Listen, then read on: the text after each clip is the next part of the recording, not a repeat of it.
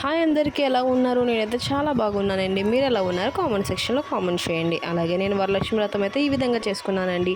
ఉదయాన్నే లేచి తలస్నానం చేసి పూజకైతే సిద్ధపరుచుకున్నాను. అత్తమ్మ నైవేద్యాలన్నీ ప్రిపేర్ చేసి నాకు ఇచ్చి పూజకైతే హెల్ప్ చేశారండి. పెళ్ళయ్యాక చేసుకున్న మొదటి వరలక్ష్మి వ్రతం నేను ఏ విధంగా చేశానో స్కిప్ చేయకుండా ఈ వీడియో ఫుల్గా మీరు చూడండి.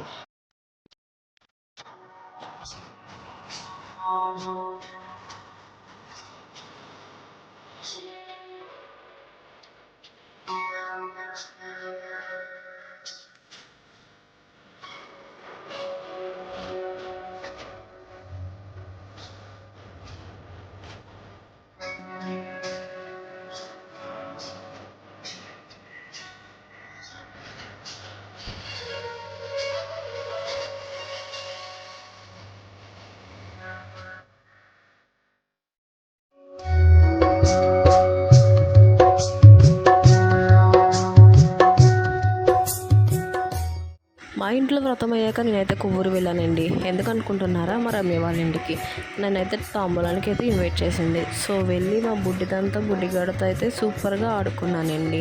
నెక్స్ట్ మా రమ్య అమ్మవారిని చాలా మంచిగా డెకరేట్ చేసింది అండ్ పూజ అయితే చాలా బాగా చేసుకుంది. సో తాంబూలం తీసుకుని మేమైతే ఇంటికి రిటర్న్ అయిపోయాం.